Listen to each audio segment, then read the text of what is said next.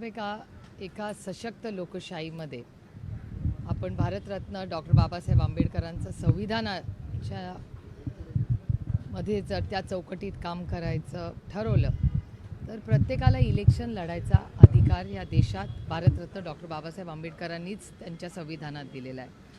आणि आपण सगळे लोकशाहीवर प्रेम करणारे, विश्वास ठेवणारे लोक आहोत. माझ्यासाठी बारामती ही एक अतिशय इमोशनल गोष्ट आहे. कारण का आज पवार कुटुंबाची ओळख जी काय आहे, जी 6 दशकं पवार नाव हे महाराष्ट्राच्या राजकारणात, समाजकारणात, देशाच्या राजकारणात आहे, हे फक्त आणि फक्त बारामती आणि महाराष्ट्राच्या तमाम मायबाप जनतेमुळे. आदरणीय पवारसाहेब, योगायोगच आहे की कालच आदरणीय पवारसाहेबांनी राज्यसभेची शपथ घेतली आणि हा प्रवास 6 दशकापूर्वी बारामतीकरांच्या आशीर्वादाने कैलासवासी यशवंतराव चव्हाण साहेबांनी जो विश्वास आदरणीय पवारसाहेबांवर टाकला, त्याच्यातून तो सुरुवात झाली. आणि अर्थातच माननीय अजितदादा हा माझा मोठा भाऊ होता आणि माझा भाऊ गेल्यानंतरचं हे इलेक्शन आहे. त्याच्यामुळे अर्थातच आमच्यासाठी ही एक इमोशनल गोष्ट आहे. आम्ही आमच्या घरातला कर्ता पुरुष आणि माझा मोठा भाऊ आम्ही गमावला आहे आणि त्या गोष्टीला 2 महिने देखील झालेले नाही. अजूनही त्या दुःखातून आम्ही बाहेरही पडले नाही आहेत. म्हणजे आशा काकी काय दुःखातून जात आहेत किंवा माझ्या बहिणी असतील, आमचं कुटुंब असेल, हे आम्हालाच माहिती. सगळे कामाला लागलेले आहेत, पण दादा नाही ह्याचं दुःख अर्थातच आयुष्यभर आम्हाला राहील. आणि ह्या परिस्थितीमध्ये अर्थातच आम्ही बारामतीला कॅन्डिडेट देणार नाही हे आम्ही आधीच स्पष्ट केलं होतं. आता बाकीच्यांनी काय करायचं, एका सशक्त लोकशाहीमध्ये प्रत्येकाचा तो वैयक्तिक आणि त्यांच्या राजकीय पक्षाचा तो विषय असतो.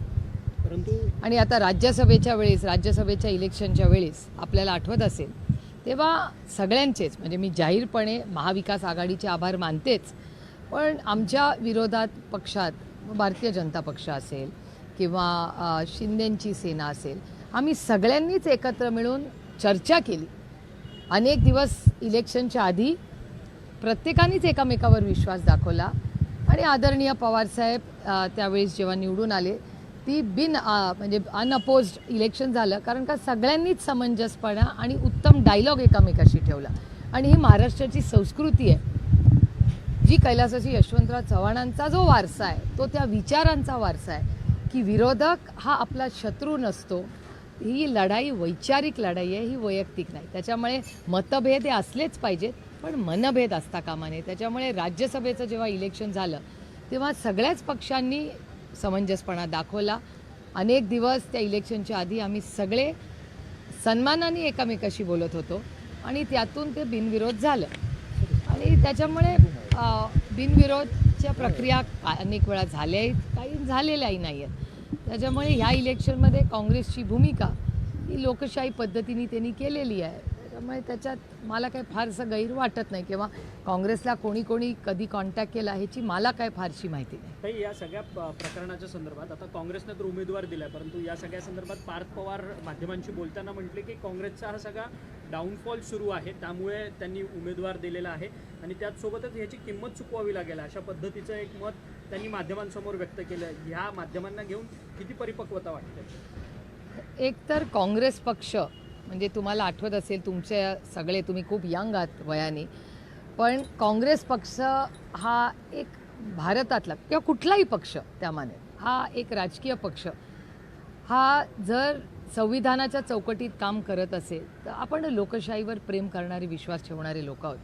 आणि तुमच्या सगळ्यांच्या जन्माच्या आधीची एक गोष्ट सांगते, कारण का वयाने मी थोडीशी तुमच्यापेक्षा मोठी आहे, पण आम्ही सगळ्यांनी काँग्रेस पक्ष हा फार जवळून पाहिलेला आहे. मी स्वतः अनेक वेळा आणि याही वेळीच काँग्रेस पक्षाबरोबरच लढले. त्यांच्या आशीर्वादाने, प्रेमाने, मतानेही मी निवडून आलेले आहे.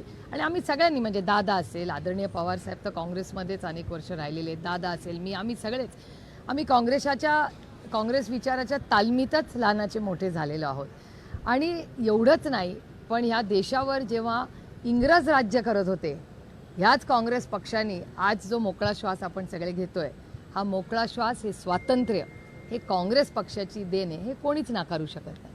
त्यामुळे काँग्रेस पक्षाचं योगदान हे फार मोठं राहिलेलं आहे. ह्या देशाचे प्रधानमंत्रीपासून सरपंचापर्यंत मग महिला आरक्षण असेल, अनेक देशांनी केलेली युद्ध असतील, मनमोहन सिंग साहेब किंवा नरसिम्हा राव साहेब यांनी केलेली मोठी इकॉनॉमिक पॉलिसी चेंजेस असतील, किंवा जेव्हा चले जाओ हा नारा ब्रिटिशांना गेला तर ह्याच काँग्रेस पक्षाने केलेला आहे. त्यामुळे काँग्रेस पक्षाचं योगदान हे नाकारून चालणार नाही आणि कुठलाही पक्ष छोटा मोठा एका सशक्त लोकशाहीमध्ये असतोच. पण ह्याचबरोबर ही लोकशाहीमध्ये बोलण्याचा अधिकार हा सगळ्यांना आहे.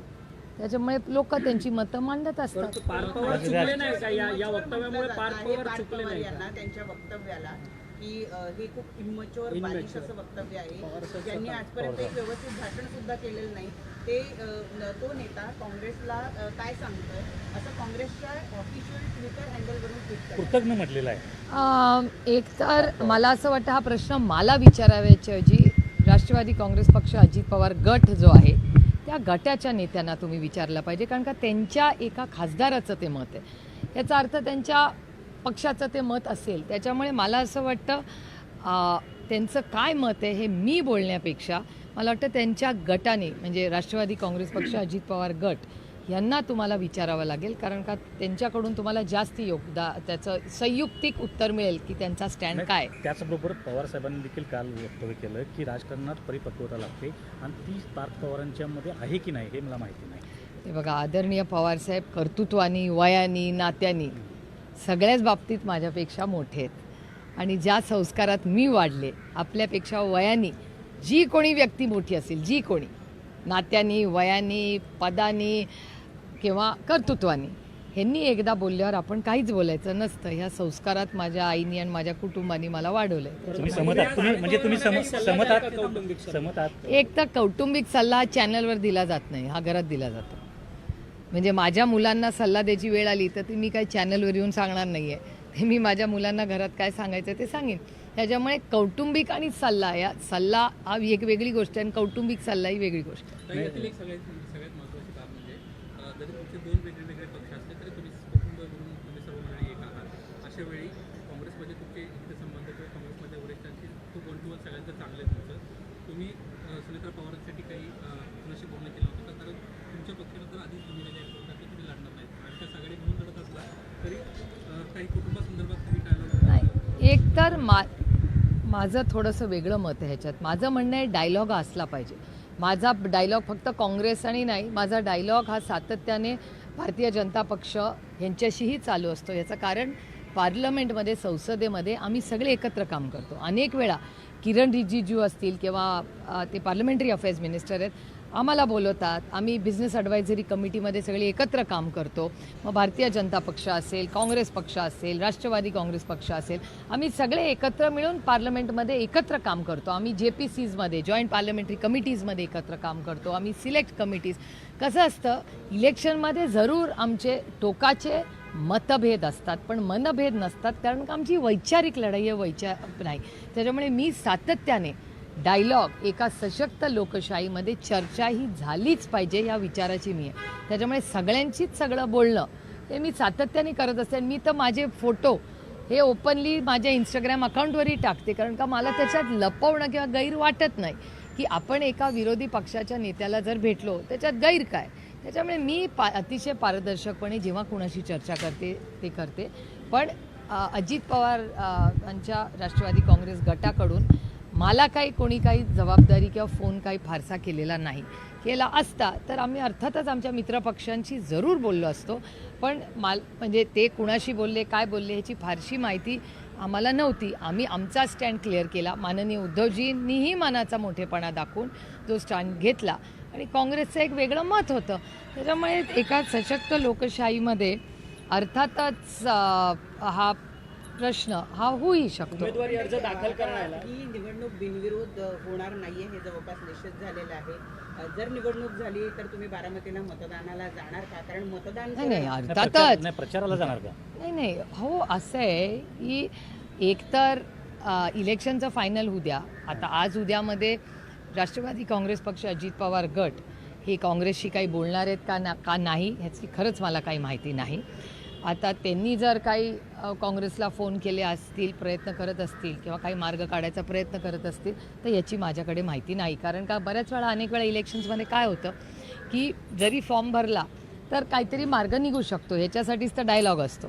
पण आता ते काय करणार आहे त्याची मला काही माहिती नाही, माझी कुणाची चर्चा जर नाही. एक निवडणूक बरोबर लागली तर निवड प्रचाराला- अर्थातच मी मतदानाला जाणार असतो, माझा अधिकार नुसता नाही आहे, ती माझी नैतिक जबाबदारी आहे एक भारतीय म्हणून. त्यामुळे मतदानाला मी अर्थातच जाणार. प्रचाराला जाणार की नाही?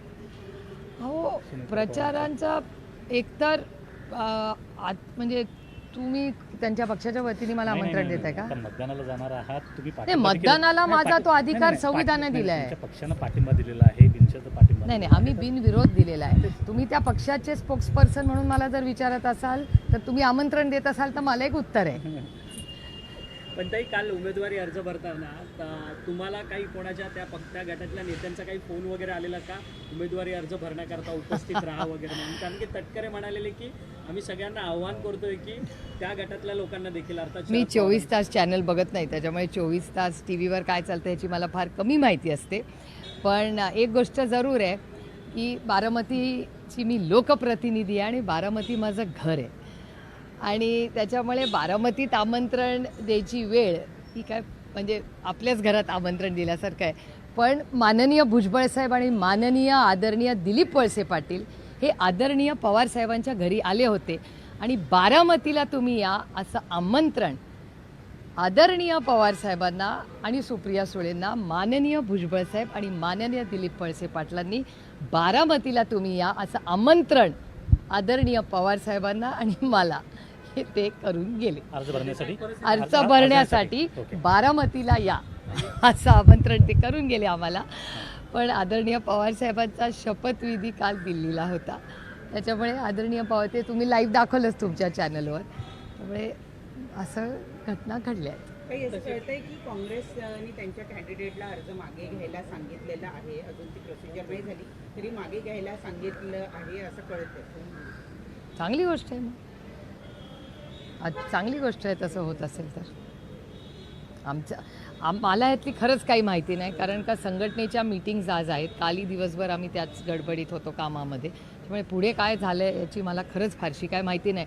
आणि वर्तमानपत्रात आज ज्या काही बातम्या आल्या आहेत त्याच्यात आज ऑइलची प्राईस इतकी प्रचंड वाढते आहे रोज, आणि पुढे काय इकॉनॉमिक क्रायसिस भारतात होणार आहेत, LPGचे विषय असतील, हे खूप महत्त्वाचे प्रश्न आणि आव्हानं आज राज्य आणि देशासमोर आहेत.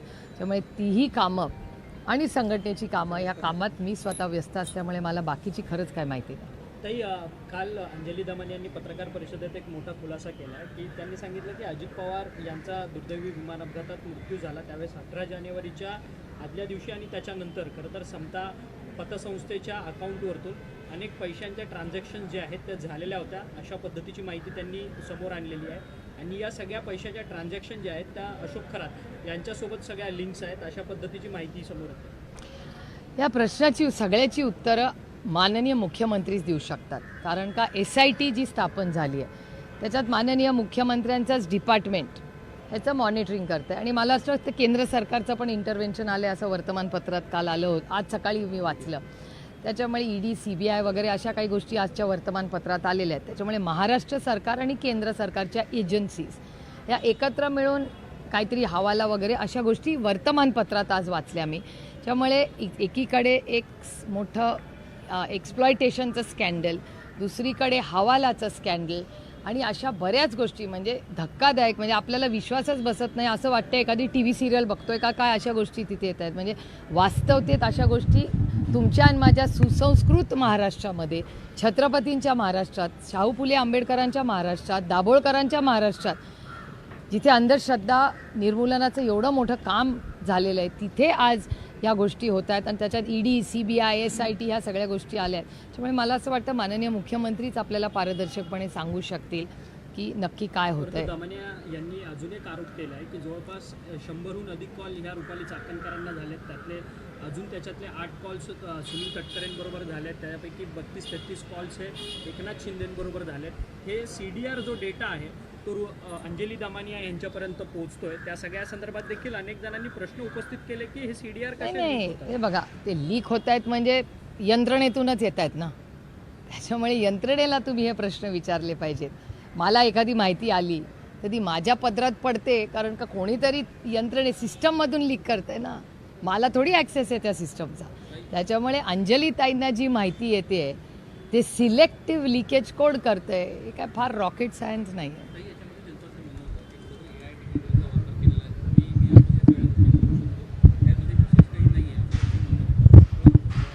CDR येतं तुमच्याकडे अभ्यास आहे, असं खरंच होऊ शकतं का? किंवा काही CDR असं म्हणू उपलब्धता शकतो. आहे का? कारण महाराष्ट्रामध्ये CDR उपलब्ध होत नाहीत तुम्हाला पोलिसांशिवाय. ते पण DC करांचे जर अधिकारी असतील तर त्यांनाच अधिकारी आहेत काही विशिष्ट केसेस आहेत. मला असं वाटतं की ह्या सगळ्या गोष्टी एखाद्या यंत्रणेमध्ये कशा कुणाकडे गेल्या हे काय फार अवघड नाही आहे मिळालं, किंवा यंत्रणांच्याच थ्रूज लिकेज होत आहेत का नाही होत आहेत काय कळत नाही. मला असं वाटतं आहे हम लोग आम खाएंगे पेड़ क्यों गिनना है. माझं म्हणणं आहे की या देशामध्ये या राज्यामध्ये महिलांच्यावर होणारे अत्याचारचा पर्दाफाश झाला आहे.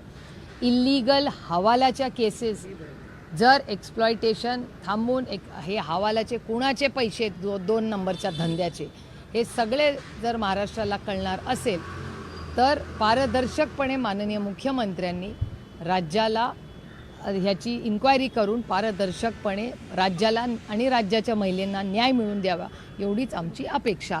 आणि एक नोटबंदी झाली आणि एवढी मोठी नोटबंदी या देशात झाली, मग एवढं कॅशचं ट्रान्झॅक्शन आणि हवाल्याचं ट्रान्झॅक्शन हे होतंय कुठून. आणि हे जर होत असेल तर मला हा इश्यू माननीय आदरणीय निर्मलाजींपर्यंत पोचवायला लागेल, कारण का आदरणीय माननीय प्रधानमंत्र्यांच्या अतिशय जिव्हाळ्याचा विषय म्हणजे नोटबंदी. माननीय मोदीजींनी नोटबंदी याच्यासाठीच केली की नंबर 2चे धंदे बंद व्हावे. पण जर मोदीजींनी एक त्यांना लाईन दिली आहे, निर्मलाजी नोटबंदीबद्दल सातत्याने बोलतात, तर मग महाराष्ट्रामध्ये नोटबंदी न होता हे हवाल्याचे कॅश पैसे कुठून येत आहेत याची इन्क्वायरी झाली पाहिजे. आणि ही इन्क्वायरी मी माननीय अमित शहाजी आणि माननीय निर्मलाजी यांच्यापर्यंत जरूर पोचवणार आहे. कारण का हे मोदीजी ते फक्त म्हणजे एका पक्षाचे प्रधानमंत्री नाही, देशाचे प्रधानमंत्री. जेव्हा नोटबंदी केली तर मोदीजींच्या नेतृत्वाखाली एखाद्या राज्यामध्ये एवढा मोठा हवालाचा रॅकेट होत असेल तर ही गोष्ट त्यांच्या सरकारपर्यंत पोचवलीच पाहिजे. तर एक शेवटचा प्रश्न, काँग्रेसनी एका शर्तीवर कॅन्डिडेट मागे घेण्याचा निर्णय घेतलेला आहे, तो म्हणजे की अजितदादांच्या अपघात प्रकरणामध्ये FIR जर बारामतीमध्ये किंवा महाराष्ट्रात नोंदवला जाईल तर आणि तरच काँग्रेसचा कॅन्डिडेट आपला अर्ज मागे घेईल, असं एक गोष्ट आपण मान्यच केली पाहिजे. तो माझा मित्र पक्ष आहे म्हणून मी हे म्हणत नाही आहे, पण एक आहे की रोहितनी राज्यातल्या प्रत्येक जिल्ह्यात जाऊन FIR करायचा प्रयत्न केला, अनेक राज्यांपर्यंत तो गेला. त्याला काँग्रेसच्या सरकारनीच रोहितला साथ दिली आणि अजितदादाच्या दुर्दैवी मृत्यूनंतर कोणीही FIR करायला तयार नव्हतं. रोहित सगळ्यांच्याकडे जाऊन आला, सगळ्या सत्ताधाऱ्यांकडे जाऊन आला, रोहितला कोणी न्याय दिला नाही. रोहित पवारांना न्याय, अजित पवारांना न्याय हा काँग्रेस पक्षाने दिला. जेव्हा कर्नाटक सरकारने, जिथे काँग्रेसची सत्ता आहे, त्यांनी FIR केला. त्याच्यामुळे मी नुसतं सुप्रिया सुळे म्हणून आणि अजित पवारची बहीण म्हणून नाही, पण जे अजित पवार प्रेमी आहेत, दादाला न्याय द्यायचं पहिलं पाऊल हे कोणी केलं तर ते रोहितच्या पुढाकाराने कर्नाटकच्या काँग्रेस सरकारने केलं. मी जाहीरपणे राहुल गांधींचेही आभार मानते, कारण रोहित राहुल गांधींकडे गेला आणि राहुल गांधींनी तेव्हा सांगितलं कुठलंच महाराष्ट्राचं सरकार घेत नसेल तर मी माझ्या सरकारांना सांगतो जिथे आपल्या विचाराचं सरकार आहे, आणि त्यांनी कर्नाटकाला फोन केला, तिथून मदत झाली. त्याच्यामुळे कर्नाटक सरकार, राहुल गांधी आणि काँग्रेस पक्ष आणि रोहित पवार या सगळ्यांनी एकत्र काम करून दादाला पहिला न्याय कोणी दिला तर तो ह्या सगळ्या टीमनी केला, हे आपल्याला मान्यच करावं लागेल.